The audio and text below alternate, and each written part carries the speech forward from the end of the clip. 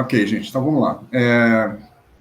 A aula de hoje, até por causa do feriadão que a gente teve, vou ser bem mais leve. A gente vai discutir poucos tópicos, vocês têm os projetos para entregar também, então não vou introduzir coisas novas, tá? O que a gente estava vendo é FFT, então eu queria fazer uma brincadeira aqui com vocês, vou passar um exercício, basicamente, para a gente discutir um pouco a FFT, fazer uma análise ou outra e ver se todo mundo está se virando bem. Fora isso, eu queria... a primeira coisa que eu vou perguntar na aula daqui a pouquinho é a questão dos projetos, saber do andamento dos projetos, para a gente ver se tem alguma dificuldade ainda em aberto. Eu conversei com alguns de vocês recentemente, então tenho uma ideia de como é que estão os projetos, mas se tiver mais alguma coisa para discutir, a gente aproveita agora. A terceira coisa é a sequência do curso, né? Então, bom, agora a gente estamos terminando de ver algumas coisas de FFT, e depois a gente vai ter a apresentação dos projetos, e aí vamos começar assuntos novos, né? Então a gente tem aí a segunda metade do curso para elaborar. Então, o que eu quero fazer nessa segunda metade é meio que já satisfazer a vontade de vocês aí de aprender um pouco de quântica. Eu não vou falar de quântica, mas eu vou falar de ondas numa corda. E aí vocês, quem for esperto, percebe que a matemática e os fundamentos todos que eu vou apresentar para ondas numa corda é a mesma coisa que a equação de Schrödinger, que é uma equação de onda para elétrons. Não é bem uma equação de ondas, porque a derivada é a derivada primeira, também não é bem uma equação de difusão, porque tem um I lá multiplicando. Então, a equação de Schrödinger é uma coisa intermediária entre uma equação de difusão e uma equação de onda. Mas, do ponto de vista numérico, as três, né, equação de ondas, equação de difusão e equação de Schrödinger, as três são muito semelhantes do ponto de vista numérico, e ao longo do resto do semestre eu vou discutir um pouco das diferenças entre elas.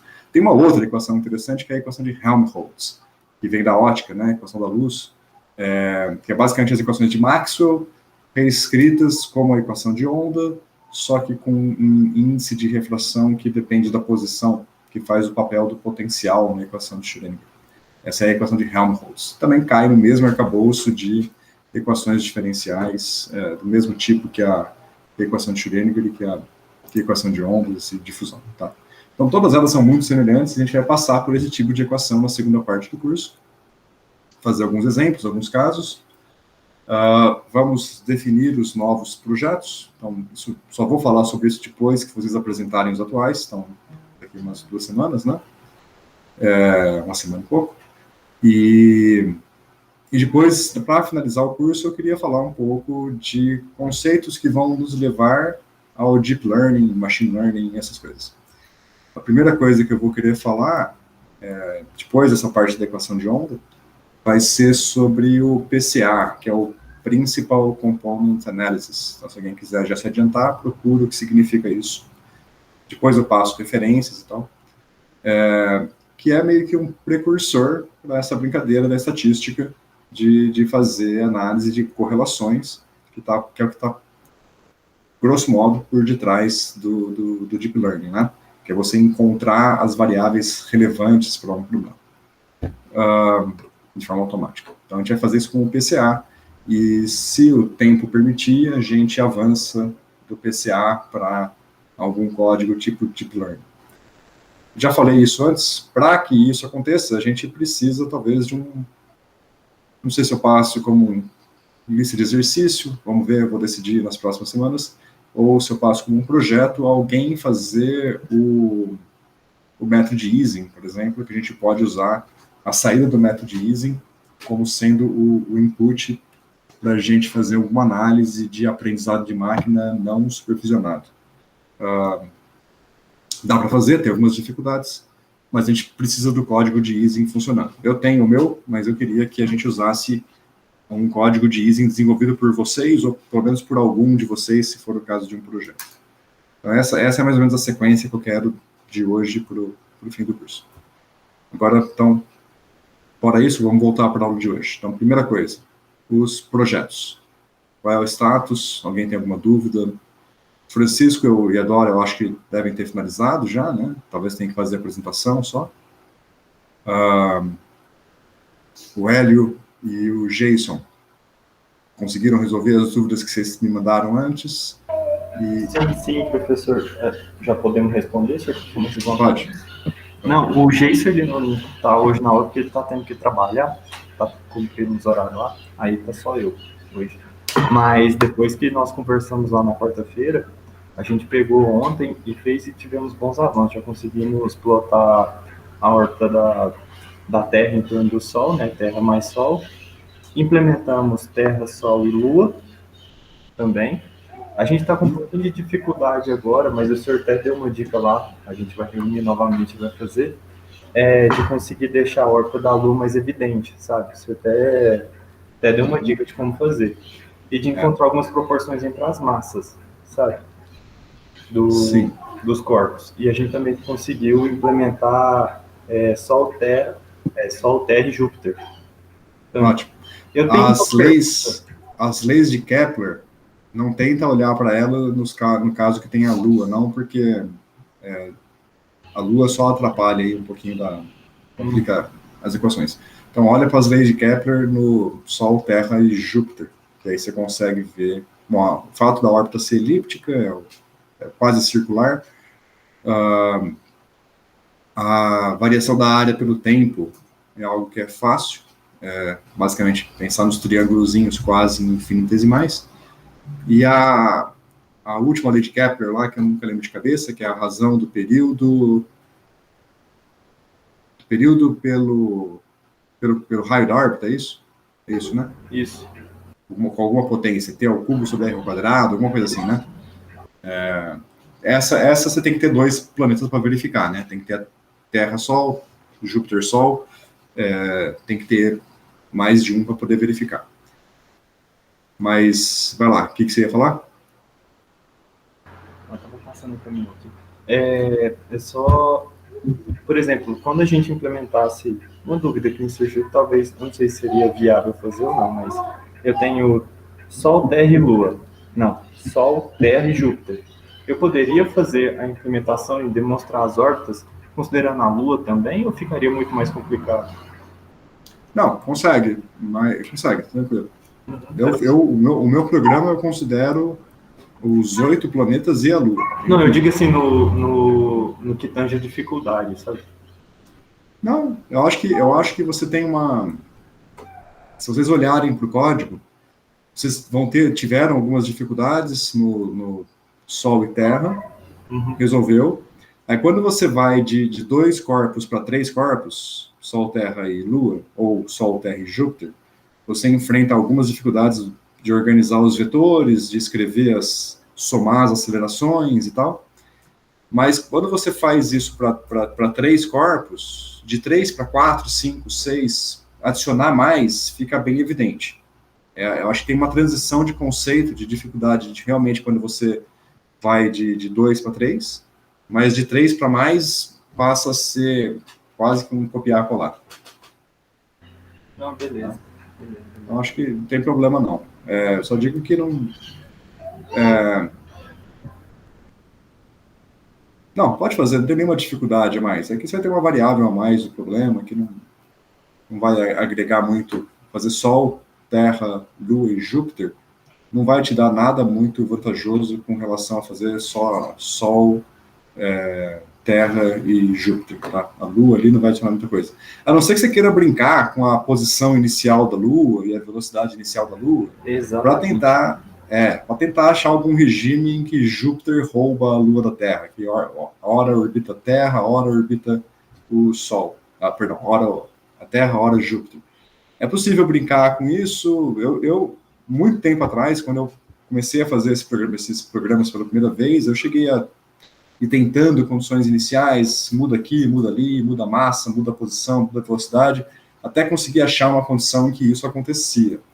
Mas é bem difícil, tá? Eu não lembro de cabeça os parâmetros que eu usei, faz muito tempo. Eu e o Gê estavam brincando, a gente jogou um valor absurdo lá, a Lua saiu de órbita, sabe? Exato. Se exagerar, as coisas complicam. Tem mais coisas. Por exemplo, em vez de fazer... Eu passei essa brincadeira com a órbita dos planetas, porque é um dos exemplos mais clássicos, mas você tem também essa brincadeira das órbitas sem o Sol, e com 3 planetas de mesma massa, como se fossem 3 planetas de mesma massa. Eu não estou compartilhando a tela, né? Deixa eu vou fazer uma busca aqui, e aí eu compartilho a tela. Eu vou achar a imagem primeiro, é rápido.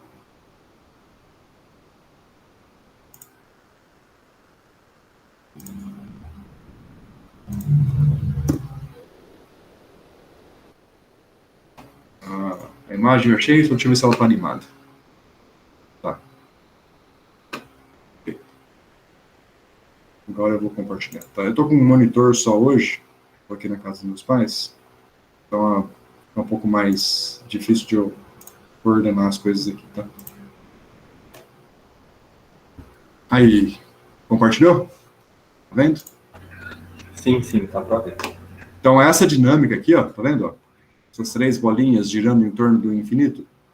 Isso aqui é uma solução de um problema de 3 corpos seguindo a gravitação. Esses 3 corpos, eles estão se interorbitando. Um orbita, não tem um centro, não tem um corpo no centro, mas é basicamente a atração de um corpo pelo outro.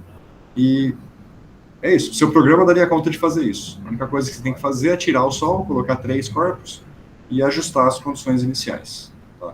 A dinâmica deles funciona fazer equações da gravitação, então. Isso aqui é gravitação. Gravitação newtoniana. Está na Wikipedia aqui, Three Body Problem. Tem vários, tá? Várias versões. Essa aqui é meio bizarrinha, mas também é um caso. E essa versão bonitinha é que é a mais... você tem que escolher certinho as condições iniciais para dar aquela versão bonitinha. Aqui tem Gravitational, Elastic é meio sem graça, né? Mas tem vários formatos. Depois vocês dão uma olhada nessa página aqui. Aqui, ó. Certo, vou dar uma olhada. Só por curiosidade, eu conseguiria fazer um problema caótico utilizando as equações de gravitação? Eu acho que eu acho que esse problema aqui, ele já é caótico, não com essas condições iniciais, né? Ah, tá. É porque eu teria que levar... Esse aqui já é caótico. Uhum. É isso que me remeteu. Tá. Sim.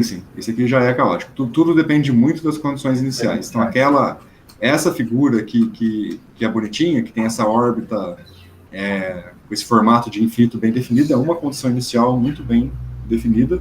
Se você começar a fazer pequenas variações em torno dessa condição inicial, você já chega numa situação que é caótica.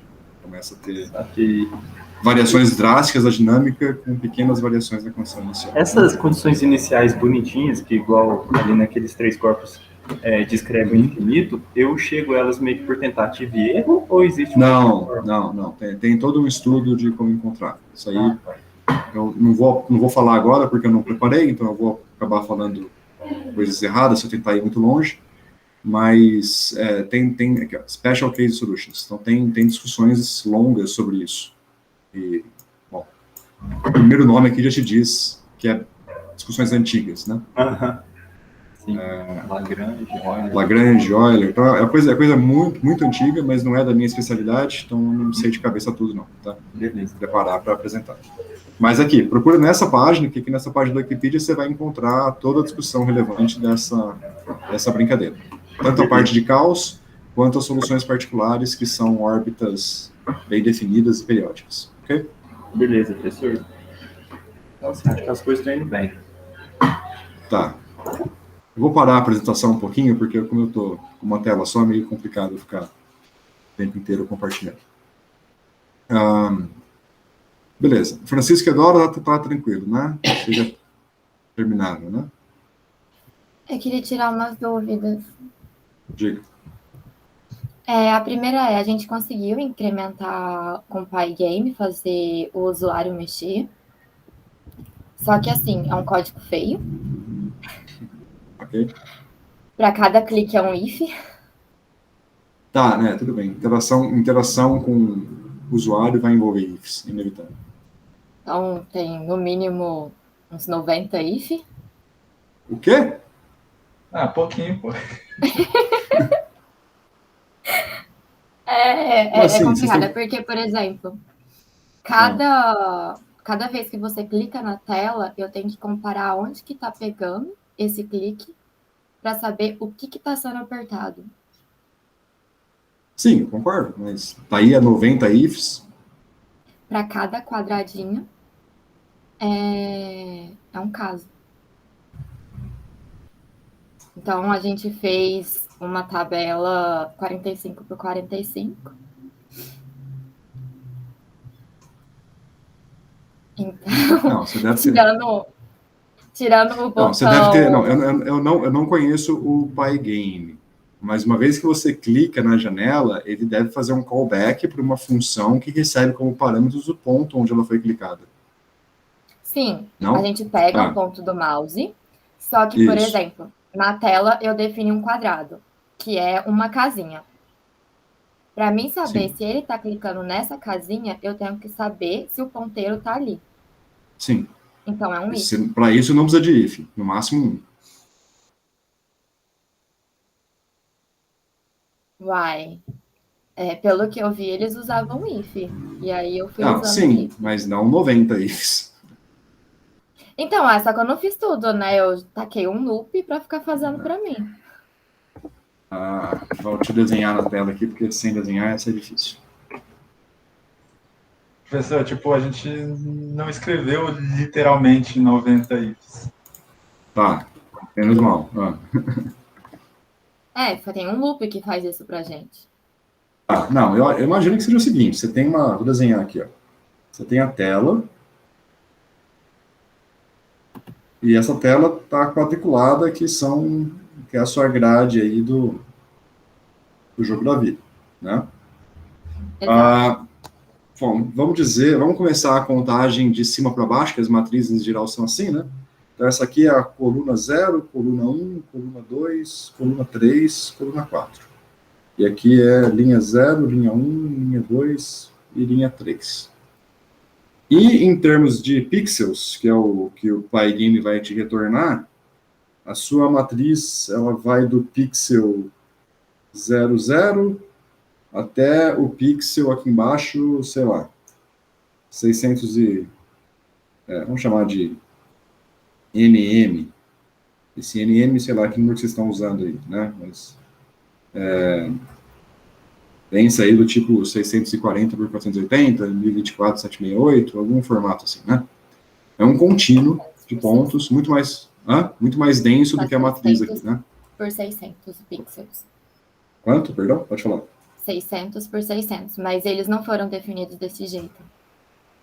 É porque, por Não? exemplo, para você, não, a gente chegou a fazer uma outra versão que a gente realmente utilizava os pixels, dessa forma que você está fazendo. Só que o que acontece? Para colocar para o usuário mexer, ia ficar muito difícil. Fora que não ia ter como eu colocar botão. O jogo tem 4 botões. Tem o iniciar, o aleatório, o limpar e o pausar. Então eu tive que colocar esses botões. Para mim fazer o tabuleiro, de vez de eu criar as linhas, eu fui acrescentando quadrados. Objetos. Então, isso, eu tive que colocar um objeto de cada vez. Aí ele imprime isso na tela. Toda Sim. vez que roda o programa, que ele vai atualizar, ele verifica se tem um clique. Sim. Se tiver um clique, ele vai pegar o que eles chamam de evento, e eu vou ver onde que está ocorrendo. Sim. Então, por exemplo, cada quadradinho é 50 por 50 pixels. Acho que é mais ou menos isso mesmo que eu tinha Entendi. colocado. Então cada quadradinho é um objeto. Esse aqui seria o objeto, vamos chamar de objeto 1, 2, só para dar um nome para ele. Tá? Então, quando você clica nesse objeto, ele vai fazer um callback para um método que é um método deste objeto. Ele chama uma função, você vai pegar o evento. E aí, nesse evento, eu vou chamar uma função que vai conferir onde que está clicando. Não, mas no evento ele não te retorna qual foi o objeto que foi clicado? Não, ele me retorna aonde eu estou clicando na tela. Na tela. A posição do mouse. Sim, tá, tudo bem, que é os pixels que eu estava falando aqui, né? Podemos pensar em pixels? Isso, pode. Tá. Aí Okay, eu tenho então que vamos voltar. verificar. Entendi. Então vamos lá. Então tem aqui o... Pode falar. Eu tenho que verificar se aquele quadradinho, aquela coordenada de pixel, está dentro de um retângulo, ou um quadrado, no caso. Isso. Né? Isso. Vamos lá, isso eu queria fazer. Passar por todos eles. Não precisa.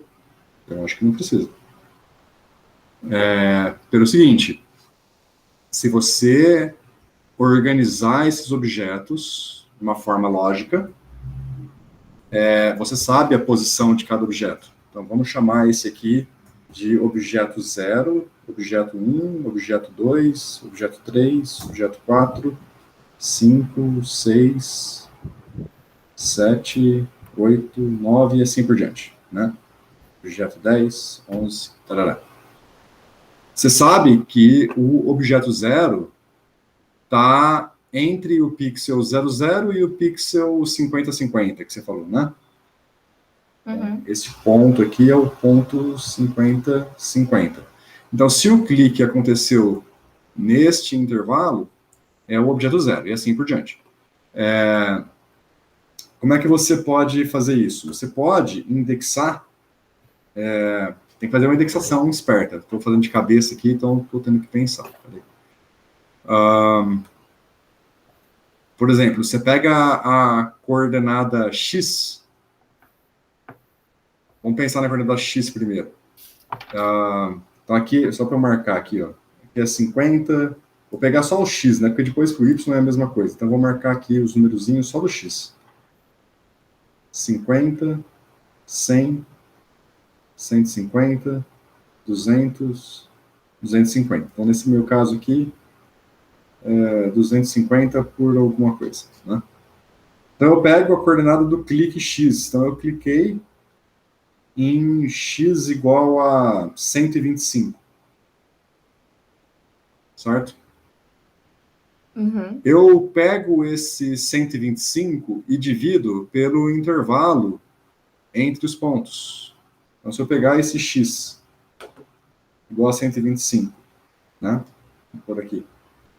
125 e dividir por 50, quanto que vai dar? 2,5? É isso? É. 2,5. Se eu pegar só o índice inteiro, olha só, 125 estava onde? Estava aqui, ó. Se eu pegar só o número inteiro, eu tenho a linha onde eu cliquei. Se eu fizer a mesma coisa para o y, eu vou pegar a coluna onde eu cliquei. E com isso você sabe em que objeto que você clicou. É só indexar os objetos de acordo com esses índices. Tem que fazer nenhum if. Mas no caso tem um espaço entre cada número, cada quadradinho. Tudo bem, é uma indexação um pouquinho mais complicada, mas dá para indexar sem nenhum if. Eu não estou conseguindo pensar em como fazer isso, mas ok. Dá para fazer indexação sem nenhum if. Você só precisa... Aqui eu indexei uma lista linear, e a lista em si ela não é linear, né, porque tem linhas e colunas, né? Então tem um desafio aí, mas você pode...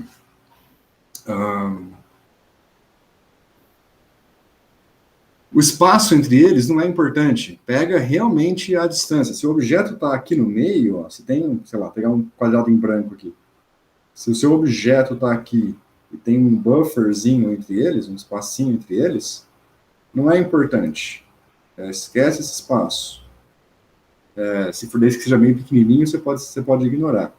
E aí você define a distância realmente da metade do caminho entre dois objetos, né? Então, o que importa é essa distância aqui, ó, que é a distância entre as linhas pretas.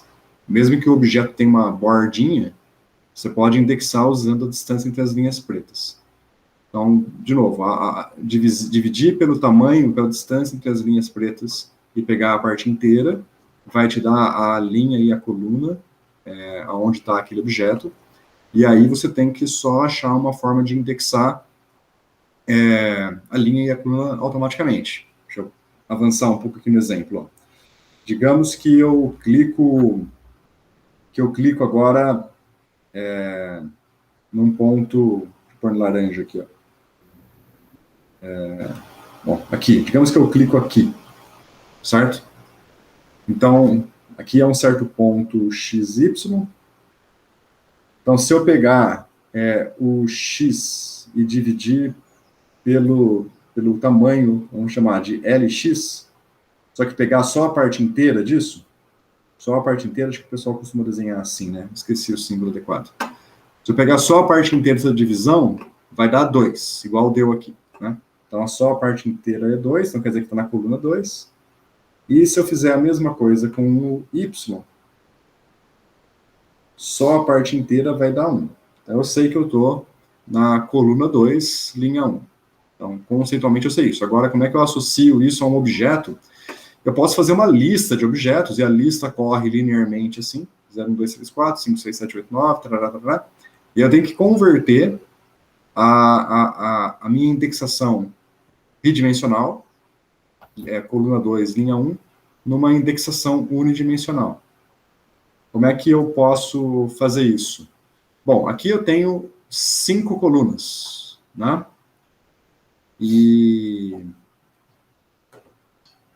Perdão, do jeito que eu coloquei aqui é 2, 2, né?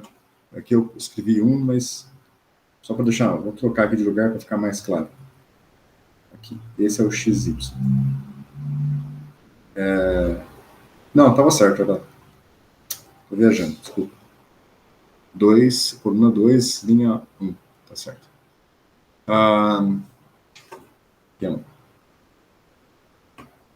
Então, eu tenho 5 colunas, né, de 0 a 4, e tenho 4 linhas. Então, se eu pegar esse número 2, veja, vamos dizer aqui que o número de colunas é 5 e o número de linhas é 4. E minha contagem começa de 0. Então, se eu pegar este número aqui, 2 vezes o número de colunas, né? É isso? Não. 2 vezes o número de colunas menos 1, né? Não. Peraí, deixa eu identificar aqui a indexação correta.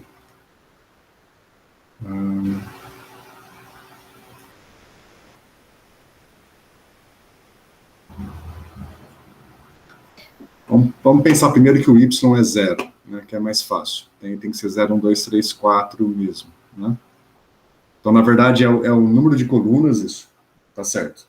É o número de colunas, perdão, é o 2 que veio daqui, mais o número de colunas vezes o 1 que veio daqui. Isso aqui dá 7. É esse 7 aqui. Sacou? Aqui eu pego a coluna e aqui eu pego a linha. E com essa regrinha aqui eu converto da minha indexação matricial para a minha indexação linear.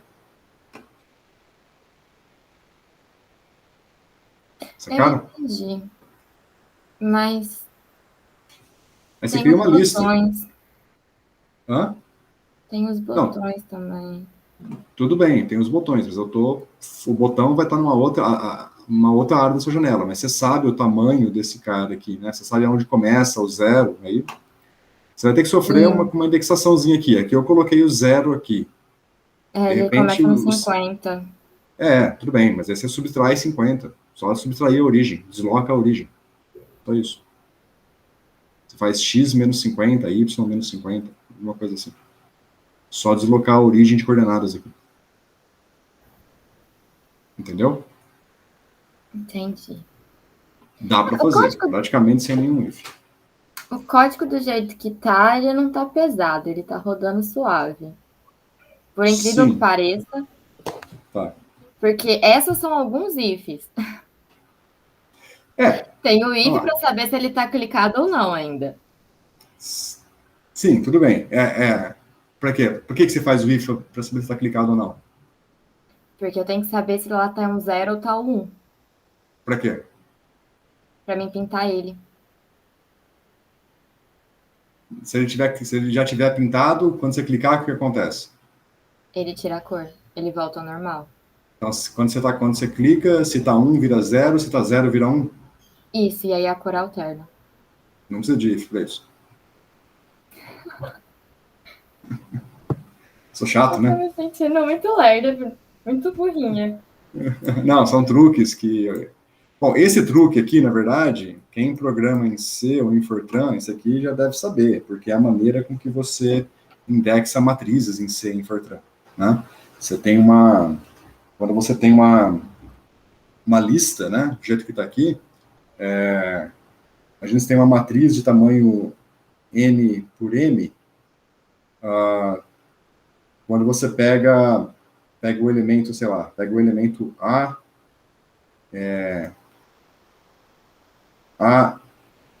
I, J da matriz, isso daqui, aí depende se você está programando em C ou em Fortran, tem uma inversão aqui nas grandezas, mas, por exemplo, isso aqui vai ser I mais N vezes J em C, e em Fortran vai ser I vezes M mais J. Então, isso daqui é a maneira com que você... Porque na memória, a matriz ela tá linearizada, né?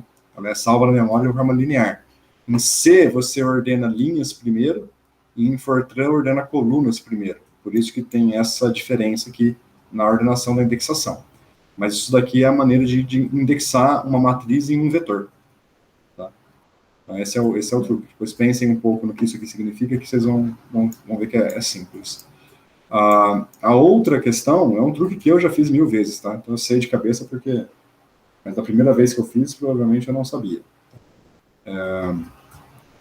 Que você tem um objeto, uma variável A, que vale 0 ou 1. Então você quer fazer uma função, né? Vamos dizer assim, você quer fazer uma função def, troca, que recebe A, né? E retorna, e faz um if, né? Vou fazer o seu if aí. If A igual a 1, retorna 0, else, retorna 1, certo? Posso pensar assim. Desculpa pela letra, estou fazendo rápido, tá? Mas está claro? Tá sim, foi basicamente Tá. isso que eu fiz. Isso. Agora, bom, primeira coisa, 0 e 1 você pode pensar como verdadeiro ou falso, né? Então, você está implementando uma função not. Sim. Né? Então, você pode fazer simplesmente A igual a not A.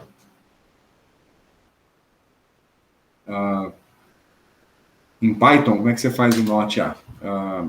Vamos ver aqui. Vou abrir no terminal mesmo, tá? Tentar fazer em Python puro. Então, eu tô achando que é. Não. Não. Eu vou ter que procurar. Não lembro como é que faz not em Python. Acho que not deve ser do NumPy. Not X. Não, é not X mesmo. Só escrever. Not A é false. Então, se A é true, not A é false. Vamos tentar. Se o A é 1, not A é false. Mas o false é a mesma coisa que 0, né? Se o A é 0, not A é true. Então, você pode fazer com o not. Deixa eu importar o NumPy aqui. Mas aí eu não teria que checar o que tá tendo? Não, você vai inverter sempre? Mas eu preciso primeiro checar o que tá lá. Por quê?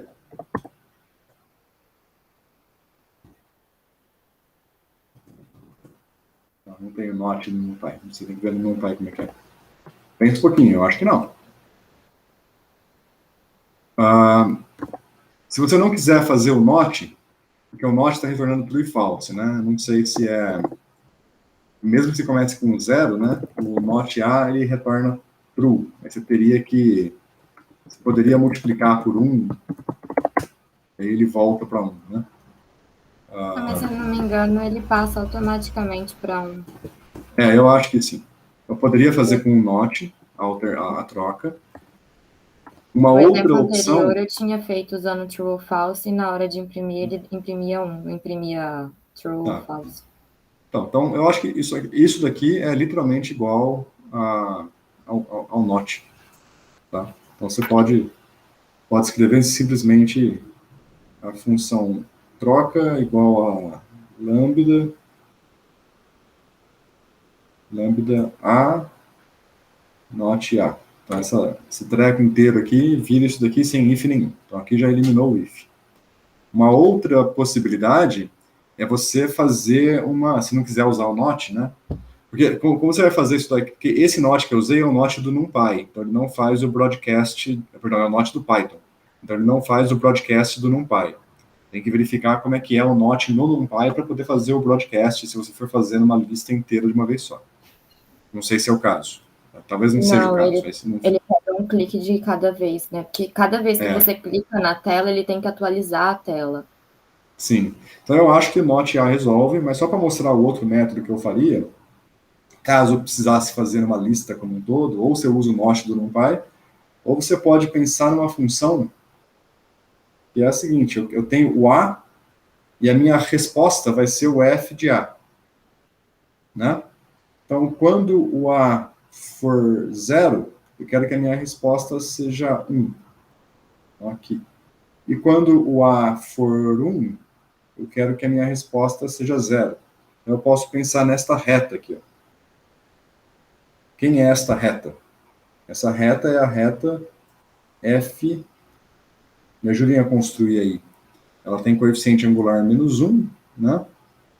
Então, é 1 menos A. Quando A é 0, F de 1 é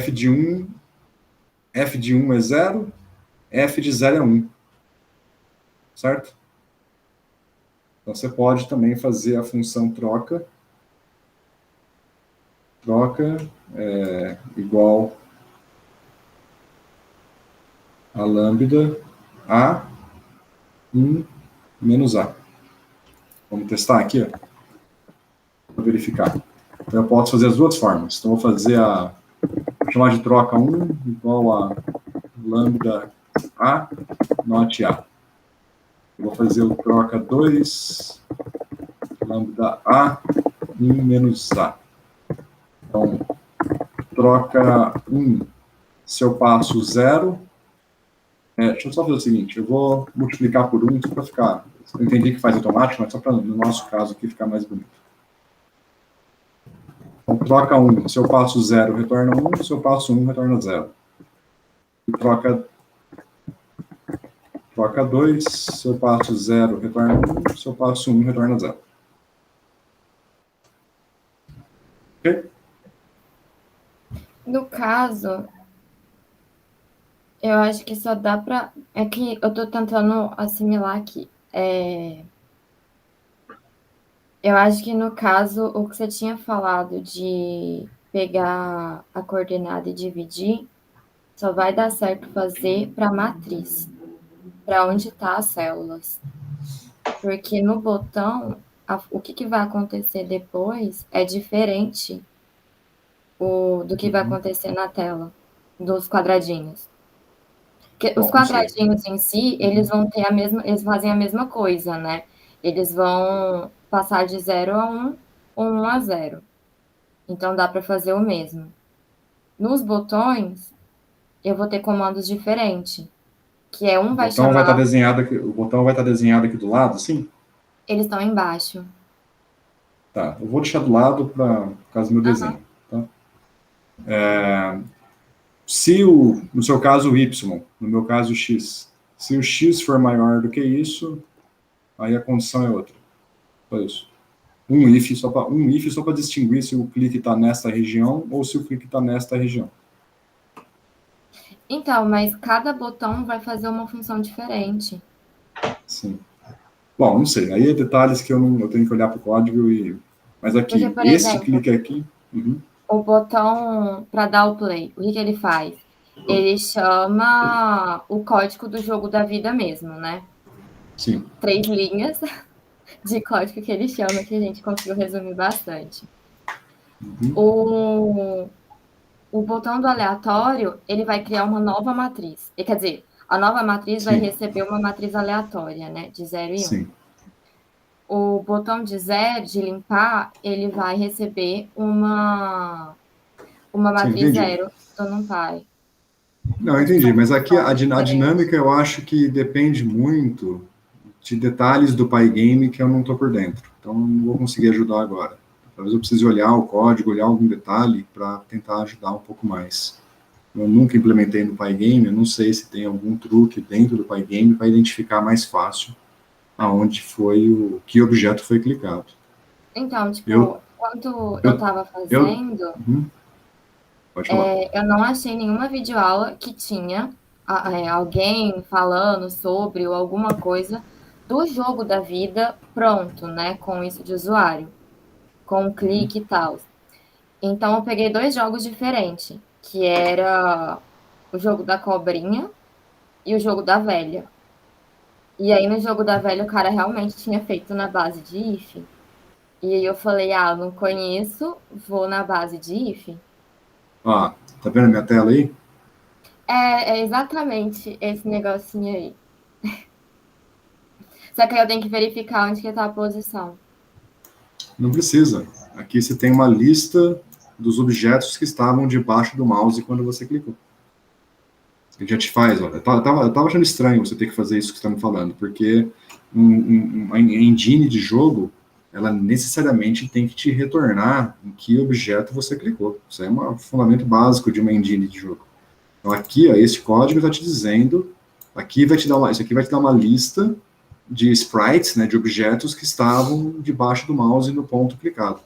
E aí você tem que agir sobre esses caras aqui. Não sei, eu acho que realmente eu vou trocar de assunto, depois a gente conversa isso pessoalmente, porque é algo que eu preciso olhar para ver como ajudar. Eu não A consigo gente ajudar pode tanto. mandar o código. Pode ser, me manda, eu tenho que dar uma estudada no Pygame para ajudar, é algo que eu não estou por Só dentro. para tirar outra dúvida, não tem nada a ver com isso, a Uhum. questão de fazer no Jupyter. O do Pygame a gente também tem que fazer no Jupyter ou a gente pode mandar em arquivo.py com o Não, código comentado? não, nenhum dos dois precisa fazer no Jupyter. Eu estou pedindo mais as listas no Jupyter. O projeto vocês podem fazer como vocês quiserem. Porque vocês vão apresentar o projeto, pode ficar à vontade. E na outra coisa, Ok? na apresentação, a gente tem que explicar o código ou a gente vai explicar a teoria, o que está funcionando, o que a gente utilizou? Tá. Idealmente, pelo menos um pouco de cada. Explique o suficiente para a turma entender a teoria. A teoria é importante, né? No caso de vocês, a teoria é bem simples, né? Então, dar uma apresentação geral dos fundamentos e a importância dessa brincadeira do jogo da vida, né? Por que esse brinquedo, digamos assim, por que na verdade ele é muito importante, tem um contexto histórico gigantesco por detrás, e um pouco do código, né? Ensine, principalmente a parte da convolução, que vocês viram que deu um ganho de desempenho significativo, explique como é que funciona essa convolução, o que é o kernel e tal. E já que vocês fizeram o Pygame, fala um pouco do Pygame. Se ficar muito extenso, tudo bem. Vai apresentando informalmente um pouquinho de cada coisa. Tá? É que a Acho que o gente. Pygame é interessante, porque eu mesmo nunca programei em Pygame, então eu vou gostar de ouvir falar. Tá. É porque, Professor, tipo, basicamente eu tinha colocado a história, a utilidade, as regras, porque eu acho que se você não entender bem as regras, não entende o jogo. Fica Isso. aparecendo com um monte de imagem mexendo. Uhum. E a gente ia mostrar alguns exemplos também, porque tem várias imagens que já tem, tipo, formadas, que Uhum. são bem interessantes os desenhos que elas formam. Sim. Mas aí a gente Eu acho coloca eu acho que essa é a ideia mesmo. Aí você mostra a ideia geral do código, só o código básico mesmo, né? O código de gerar o mundo, de atualizar usando a convolução. Isso é os fundamentos da teoria e essa ideia do código de gerar a convolução, acho que é o mais importante de apresentar. Aí, se quiser adicionar alguma coisa nisso, explicar um pouco do Pygame. Mas aí acho que Pode o Pygame explicar. é quase que um assunto separado. Faz a primeira parte do jogo da vida e uma segunda parte do Pygame independente, né? É só uma Mas, e, interface tipo, gráfica. só Uhum, as lógicas dele, tipo, uhum. como funciona, porque ele é um loop, né? Sim, sim, só a E, lógica, só a lógica, só os fundamentos, explicar o código, a parte fundamental do código, né? A essência do código. uhum. Ok, então, Ok? era só essas dúvidas mesmo. Aí depois a gente abre para perguntas. É para ser bem informal. Então, se alguém tiver com dúvida, pode perguntar. Não vou tirar ponto de ninguém porque alguém fez uma pergunta. Então, pode fazer as Uhum. perguntas à vontade. Eu, se achar que alguma coisa não está clara, eu pergunto também. Então, uma conversa informal, tá? Uma apresentação, mas com alguma informalidade. Ok? Ok, então. Obrigada. Beleza. É, Ô, Gerson, foi. é só uma dúvida rapidinha. Na primeira vez que você foi implementar o jogo da vida, quanto tempo que você demorou para ter a sacada de usar a convolução? Só curiosidade. Na primeira vez que eu implementei este ano, porque a primeira vez que eu implementei faz tempo, hein? Ah, tá. Não, mas só para ter uma É, ideia. Assim, porque se você não fala, eu acho que eu nunca ia pensar nisso daí. não, sim, claro, mas para isso que tem professor e aluno. Não, na minha época também, eu também aprendi muita coisa com dicas dos professores. No caso específico do jogo da vida, eu não lembro. Tá? Aqui, com vocês, eu fui de cara com a convolução. Já sabia que funcionava a convolução, então já implementei. Aham. Agora, 15 anos atrás, o jogo da vida em si eu não me lembro, mas a convolução eu aprendi originalmente nos trabalhos semelhantes ao que o pessoal das imagens está fazendo. Fazer o desfoque da imagem, as derivadas. Eu aprendi as convoluções neste contexto, fazendo análise de imagem. E aí, como que eu aprendi a convolução do jogo da vida, não acho que foi uma sacada minha, era conteúdo de matéria mesmo, né? Da lista de exercício, ou de algum livro que eu estava lendo e tal.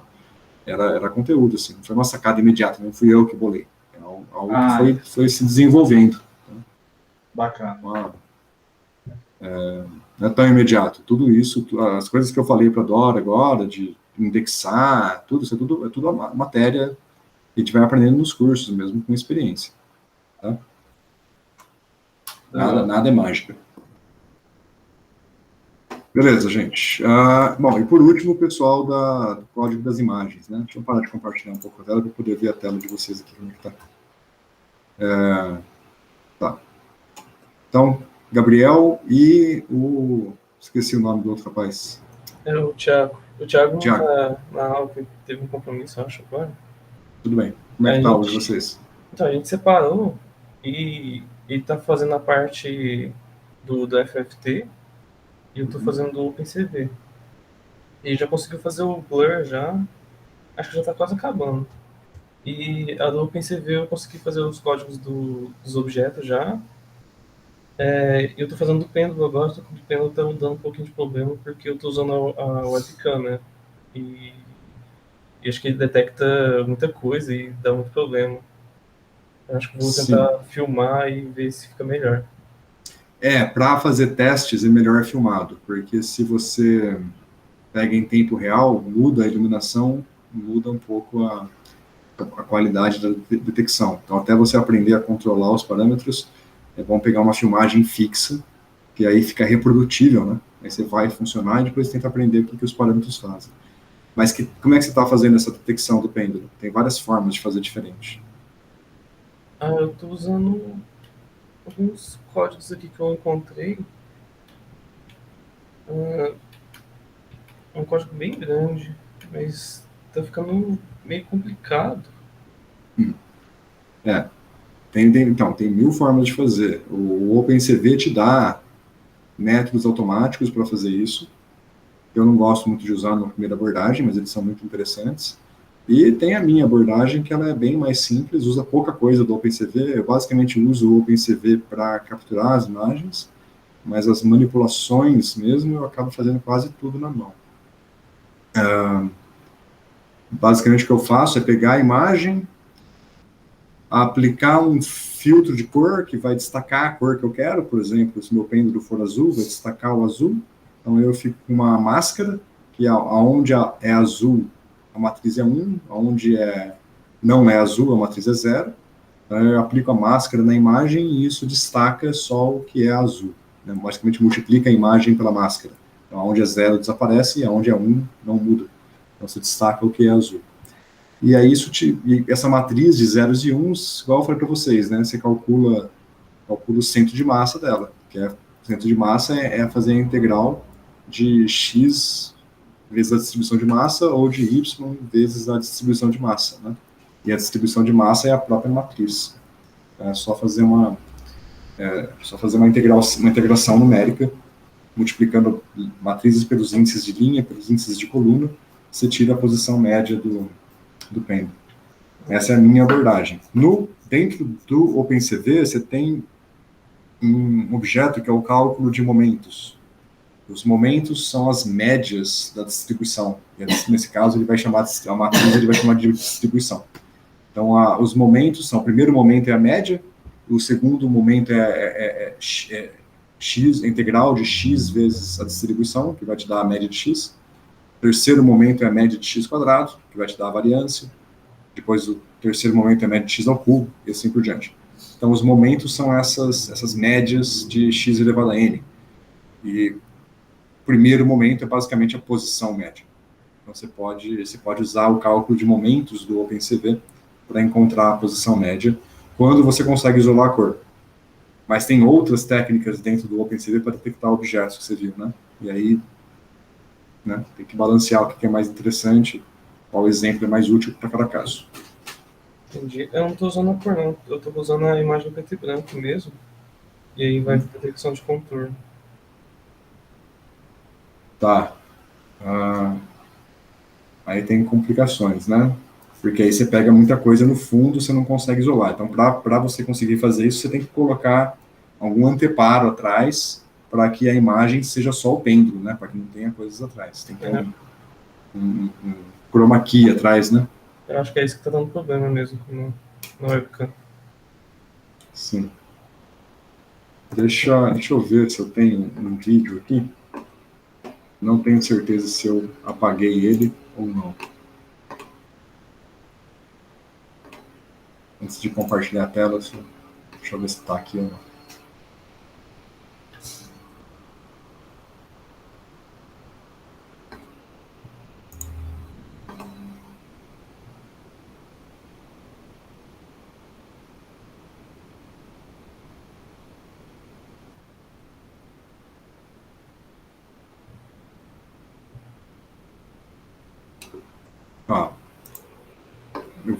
Deixa eu compartilhar a tela, só tirar o áudio, para não, senão o vídeo vai sair com áudio.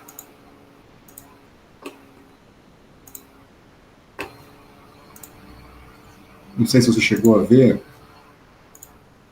tem um vídeo meu no YouTube explicando como usar o OpenCV para fazer um chroma key. Tem aí, ó? Depois eu mando o link para vocês, se vocês não encontrarem. Aqui eu estou usando o OpenCV, tá vendo a minha imagem aqui, ó? Estou compartilhando? Tá aparecendo já? Tá, né? Tá aparecendo. Essa minha imagem aqui é a minha imagem da webcam, mas você vê que o meu contorno está destacado. É só meu rosto aqui, não tem o fundo. E vou dar um play aqui.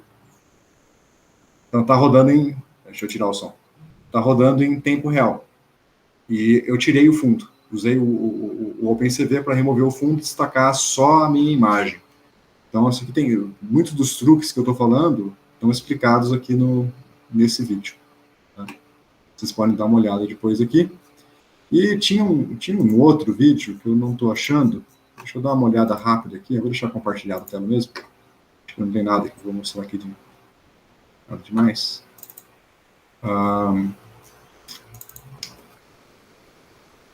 está aqui. Deixa eu ver.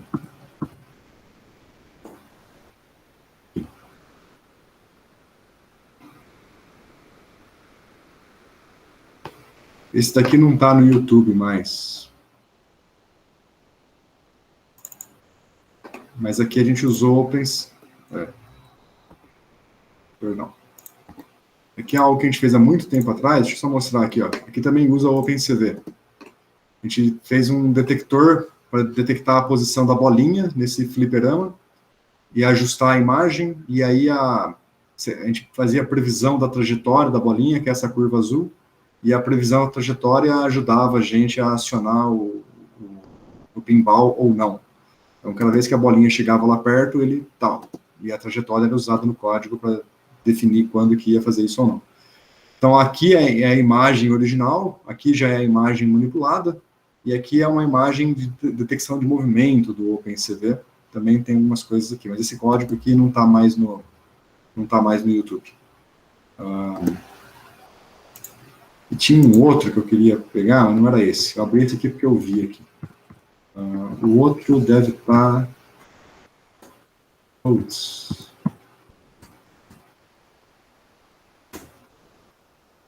Não é esse.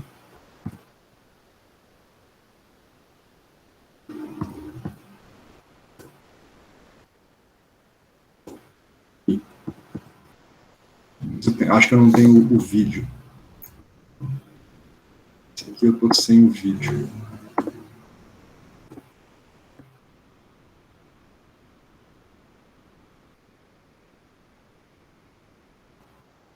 Esse eu estou sem o vídeo, depois eu mostro, que era o código de detecção do pêndulo mesmo funcionando. Vou tentar achar o vídeo, depois eu mostro. Bom, ok, então acho que está encaminhado, né? Tem algumas coisas para vocês fazerem ainda, mas está encaminhado. Então, vocês apresentam na sexta-feira que vem, é isso que a gente combinou? Foi. Tá ok. Bom, gente, então vamos pegar esse finalzinho da aula agora, temos mais meia hora. Eu queria que a gente fizesse um pequeno exercício, tá? Vocês têm o código do pêndulo de vocês aí, né? Tem. Então, deixa eu compartilhar, deixa eu só abrir aqui. Então, o código do pêndulo, fazem o seguinte, vocês vão executar o código do pêndulo de vocês para algum conjunto de parâmetros. Vamos pegar, por exemplo, um conjunto de parâmetros simples para começar, que é o caso em que o amortecimento é zero. Eu não lembro as variáveis que a gente usou, né? A gente usou B para amortecimento, é isso? O amortecimento zero, a frequência, a força externa igual a zero, eu chamei de FE, o que eu chamei de força externa? FE? Me ajudem aí, gente, não lembro a anotação que eu usei na lista.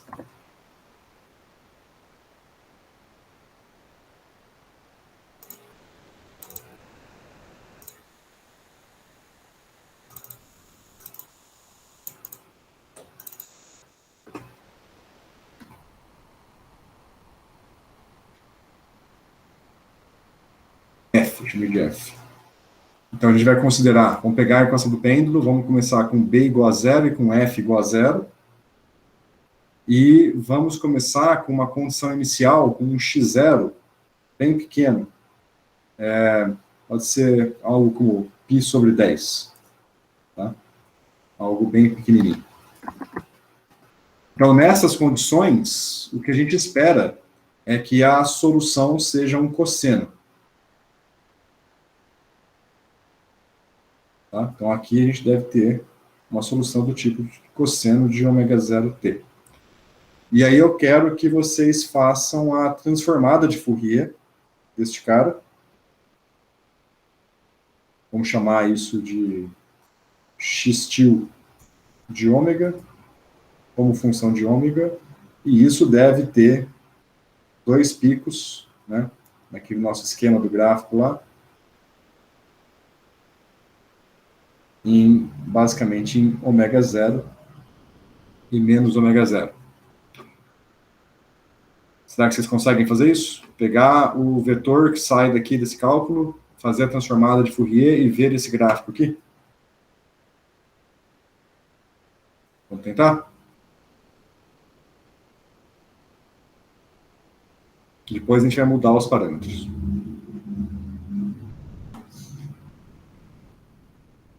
Tudo bem, gente? Respondam aqui, por favor.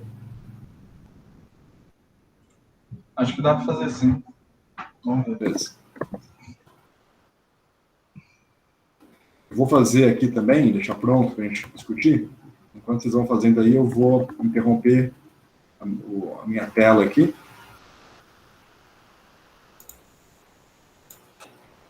Qualquer dúvida, me chama. Temos uma meia hora para fazer aí. Quem conseguir fazer, me avisa. Me mostra o resultado. Pode ser lá mandando mensagem no chat, lá, né? Mandando a imagem. E aí eu passo o próximo conjunto de parâmetros para a gente testar.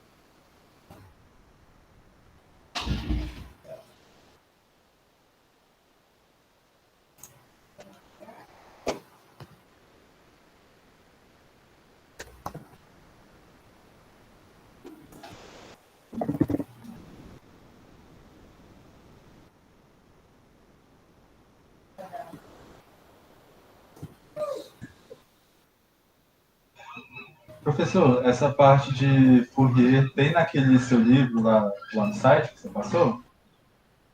Bem, mas tem um erro no livro. Eu nunca atualizei, acho que com... Eu não lembro, eu não vou nem falar qual é o erro, porque eu já não lembro mais. Eu lembro que tem algum erro em algum lugar, então não é para usar cegamente, não. Beleza.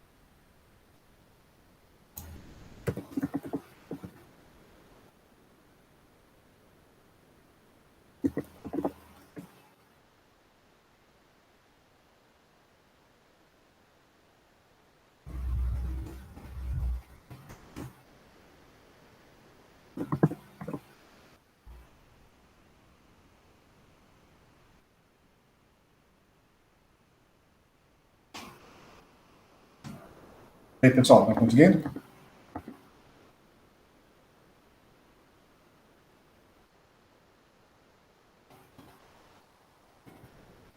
Sugestão, plotem o módulo da transformada de Fourier, porque senão vocês vão se confundir com a fase. Nesse caso, tem alguns detalhes da fase que são delicados.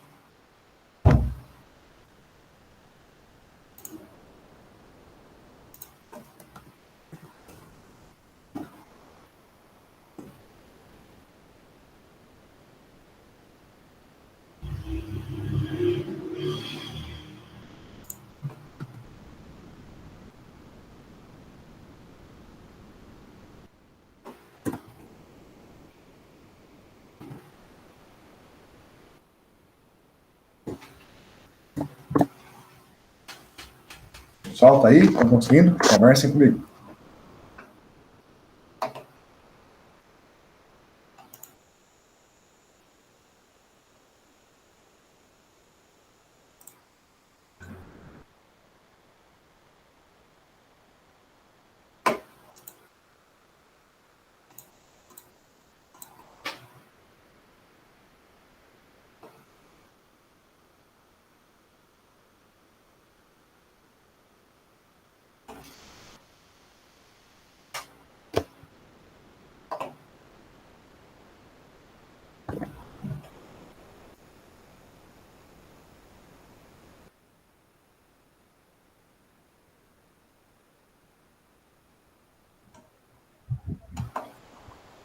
Alô? Alô? Oi. Opa. A internet tá ruim aqui. Professor, essa aula você vai postar hoje ainda? Sim. Ah, tá. Eu acho que daqui a pouco eu vou ter que sair, então não sei se vou conseguir pegar o finalzinho da solução. Tá, eu vou mostrar os resultados sem mostrar o código, porque tô achando que a galera ou me abandonou aí, ou tá com dificuldade, tá muito quieta. Eu vou passar esse exercício como uma lista, tá? Para vocês. E aí variar os parâmetros e tal. Deixa eu mostrar aqui só 2 resultados, para vocês terem uma ideia.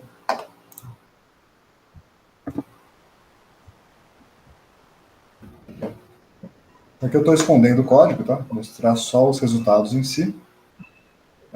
Aqui eu fiz 2 exemplos. Então, no primeiro, no de baixo aqui, eu rodei a dinâmica do pêndulo, do jeito que eu falei, sem amortecimento e sem força externa, e com um x0 inicial bem pequeno, acho que menor do que eu falei para vocês. Eu falei π sobre 10, né? Aqui eu rodei um x0 inicial π sobre 100. Então, as oscilações que você está vendo aqui é basicamente um cosseno, só que com várias e várias oscilações. Então, esse é o x de t. E aqui é a transformada x de ômega. E aí dá certinho o que a gente esperava. Um pico em menos ômega zero e um pico em mais ômega zero. O ômega zero aqui é 2π. Então, aqui está lá em 6,28. Tá? É o mesmo ômega zero da lista de exercício. Então, dá os 2 picos. A única coisa é que aqui eu estou plotando, em vez de pegar a parte real ou a parte imaginária, é que eu estou plotando o módulo da transformada de Fourier. Vou deixar vocês perguntando por que eu estou fazendo assim, tá? Mas basicamente é isso. Ok. Então aqui a gente tem esses 2 picos, que é o esperado, porque a solução é um cosseno, então a transformada de Fourier tem que ser condizente com o cosseno. Como eu estou plotando o módulo, eu não veria aqui diferença entre o cosseno e o seno, porque o módulo dos dois, o módulo da transformada dos dois é o mesmo, né? Só muda a fase. E aqui em cima, eu mudei a condição de contorno, perdão, a condição inicial. Então, o meu x0, ao invés de estar π sobre 100, nesse caso aqui, o x0 é 0,999π. Tá? Então, como se o pêndulo começasse lá em cima e fosse cair, fazer quase uma volta completa. Neste caso aqui, a solução não é um cosseno. Ela oscila, claramente, mas não é um cosseno. Se vocês atentarem, ela forma uns platôs aqui em cima e aqui embaixo. Ela é meio chata aqui. Forma um platôzinho. Quanto mais perto de π, maior vai ser esse platô. Então, aqui eu rodei com 0,999π, Se eu colocar mais 9 aí, né, quanto mais perto de π eu for chegando, maior vai ficando esse platô. E a transformada de Fourier desse cara indica isso. Então veja que aqui a transformada de Fourier não deu 2 picos. Ela tem um alargamento, são picos alargados, mas basicamente eu tenho 1, 2, 3 picos em ômega positivo e os correspondentes negativos aqui, né? Então são 3 picos em cada faixa aqui. Este pico aqui, ó, o último, corresponde ao 2π. E aí eu tenho aqui outros picos. Então, uma pergunta que eu vou fazer na lista é... que transformada de Fourier será que é essa daqui? Será que vocês conseguem descobrir qual é essa transformada de Fourier aqui? Aqui ela está alargada, porque é uma solução numérica, mas ela lembra uma transformada de Fourier de uma função bem definida, só que é meio misterioso, assim, eu não vou entregar o ouro, não. Mas na aula que vem eu falo qual que é. Deixa vocês pensando um pouquinho. Para entender isso daqui, você tem que ir colocando cada vez mais 9s na condição inicial. Então, em vez de ser x0 igual a 0.999π, coloca 0.99999, vários 9s para chegando cada vez mais perto de π, sem nunca chegar em π. Né? Então, e tendendo a π. Só que para isso, vocês têm que mexer naquela variável de tolerância, Rtol e Atol, que controlam a tolerância do solve IVP, porque quanto mais perto de π você chega, mais difícil é obter a solução. Vocês têm que colocar um Rtol e um Atol lá em 10 a menos 10, alguma coisa assim, para melhorar a precisão do método, para poder chegar nessa solução bonitinha aqui. Quanto mais 9s você coloca lá na condição inicial, mais difícil se torna o problema e mais menor tem que ser a tolerância para vocês obterem um bom resultado. Mas colocando mais 9s, chegando cada vez mais perto de π, essa transformada de Fourier aqui vai tender a transformada de Fourier de uma função limite que eu vou apresentar na aula que vem. Tá? Então, eu queria que vocês fizessem esses gráficos aqui para esses 2 casos iniciais, e na lista que eu vou mandar para vocês, vai ter vários outros casos para vocês testarem e analisarem como é que está a transformada de Fourier. Ok? Beleza. Professor, essa transformada de Fourier, essa verde, essa primeira aí, eu acho que eu lembro dessa forma. Tem alguma coisa a ver com aquelas funções retangulares? Tem. É por aí. Beleza. Ok, gente. Então, eu vou deixar vocês fazendo o exercício aí e vou encerrar a aula. Aí eu vou preparar a lista e mando para vocês a lista com variações disso que eu acabei de propor aqui. Tá bem? Aí, professor, essa lista seria para entregar depois do projeto, né? Beleza. Semana que vem vocês vão ficar praticamente só com o projeto. Vamos terminar isso daí. Na aula da semana que vem, só vou tirar a dúvida dessa lista e dúvida do projeto. Nós vamos apresentar para o senhor na sexta, quarta-feira a gente já vai falar sobre o segundo projeto, ou isso ainda está meio longe? Sobre o projeto eu vou falar só depois que vocês apresentarem. Beleza, perfeito. Eu queria então, na aula de quarta, só a lista e o projeto. Só tirar a dúvida da lista e do projeto. Perfeito. Eu só queria dar uma sugestão, professor, se fosse possível, da gente, cada um dos grupos, deixar o código, se puder, aberto para a gente poder dar uma olhada, tipo lá no Slack, para a gente poder copiar se for possível. Sim. Eu queria ver direitinho o código do Francisco e da Dora, achei interessante. Sim, a gente pode combinar de colocar no GitHub, cada um cria uma conta no GitHub e a gente submete o código lá. Eu ensino vocês a fazerem isso. Tá? Perfeito. Pode ser?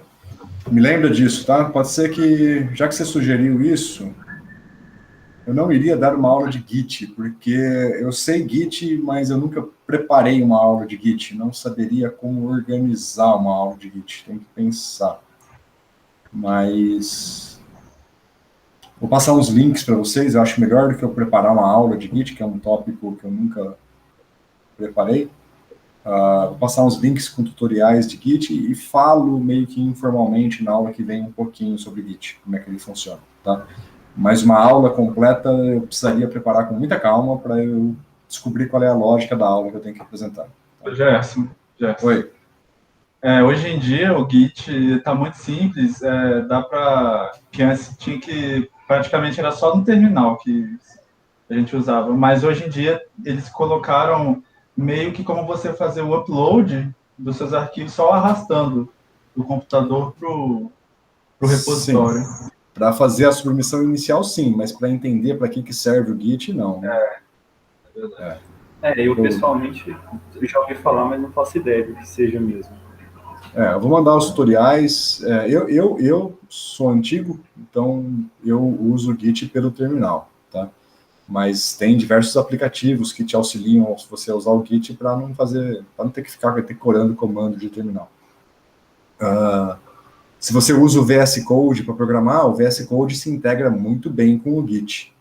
Eu uso no VS Code também, mas por vezes às vezes eu estou com o VS Code aberto e o VS Code tem um terminal e eu prefiro usar o terminal do VS Code para rodar os comandos Git em vez de usar a interface do VS Code, mas é vício de gente antiga, tá? Aí se vocês se acostumam mais com a interface gráfica, com as novidades, é melhor para vocês. Ok? Mas é bom saber o terminal também, né? Você pode ter preguiça de saber o terminal, não, porque tem coisas que é muito mais fácil de resolver pelo terminal do que pela interface gráfica. Beleza? Beleza. Bom, então é isso, gente. Até quarta-feira. Então, eu vou preparar a lista, tentar preparar hoje à noite e já mando hoje, tá? Para os piores casos, eu mando ao longo do fim de semana, mas não passa do fim de semana. Não ouvi, Dora. Você quer comentar alguma coisa? Eu vou mandar o código do jogo e eu já consegui colocar o Note. E você o quê? Falhou a ligação. Vou usar o Note. Ah, ótimo. Beleza. Foi rapidinho de colocar, então. Acho que era mais fácil. Eu uso muito aquela função que eu mostrei, "-a". Eu já usei ela muito em situações em que não era tão imediato, que não era só 2 valores, que não era só 0 e 1. Quando tinha mais valores, mas eu consigo interpolar eles numa reta, era fácil de usar. Mas com 2 valores, eu acho que o Note é mais fácil. Tá? Beleza. Aí vai ser um arquivo, eu vou mandar .rar, porque tem umas imagens juntos, tá? Tudo bem, tranquilo. Pode mandar. Ok. Bom, gente, até quarta-feira. Beleza, até mais, gente. Bom final de semana pra vocês. Tchau. Vocês também.